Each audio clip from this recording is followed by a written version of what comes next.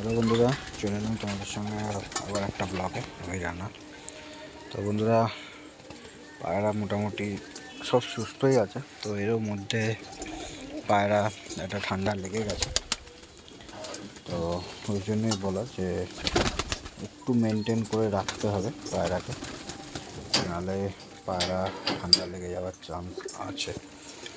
তো এর মধ্যে পায়রা ঠান্ডা লেগে গেছে, একখানা দোয়াজ বাচ্চা আমার ঘরেরই বাচ্চা পায়রাটা। হঠাৎ করে দেখি ঠান্ডা লেগেছে, মানে সুস্থই আছে, একটু কমজোর আছে পায়রাটা। তো আমি ওই পায়রাটাকে ছাড়ি না বাইরে, এখন কমজোর আছে বলে পায়রাটা খাঁচাতেই আছে। একটু রোদ সেঁকে দিচ্ছি পায়রাটাকে। আর একটা সকদম পায়রার একটু শরীর খারাপ আছে।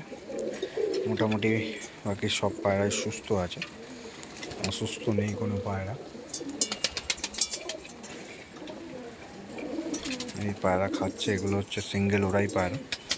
তো এইগুলো খাওয়া হয়ে গেলে তারপরে নারীবার জোড়াগুলো ছাড়বো। এই যে কালদম পায়রাটা আজকে দিয়েছি, ও 2-4 দিন একটু খাবার হজম করতে পারছিল না, কেননা ও আনফিট ছিল। তো আজকে ও খাচ্ছে, খেয়েছে, খাওয়া হয়ে গেছে।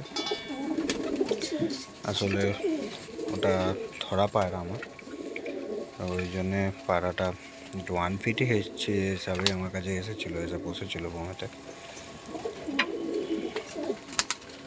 পায়রা খাইয়ে দিচ্ছি, জলও গরম বসিয়ে দিয়েছি, জল খাবে, তারপরে দিয়ে দেবো। তারপরে ওই পায়রাগুলোকে ছাড়বো, ধারিবার জোড়াগুলোকে। আজকে বাচ্চাগুলো যত বাচ্চা ছিল, বাচ্চাগুলোকে আমি আজকে রোদ সেঁকেছিলাম, একটু রোদে দিয়েছিলাম, রোদে একটু সেঁকে দিলাম, কেননা ঠান্ডাটা মোটামুটি ভালোই আছে।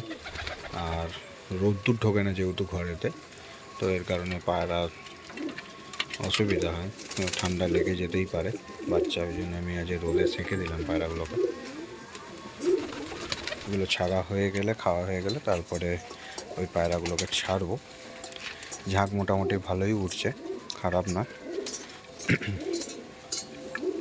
কিছু পায়রা বন্ধ হয়ে যাচ্ছে, দেশি পায়রাও থাকছে ওর সঙ্গে, বন্ধ হয়ে যাচ্ছে, যার ফলে অসুবিধা হচ্ছে।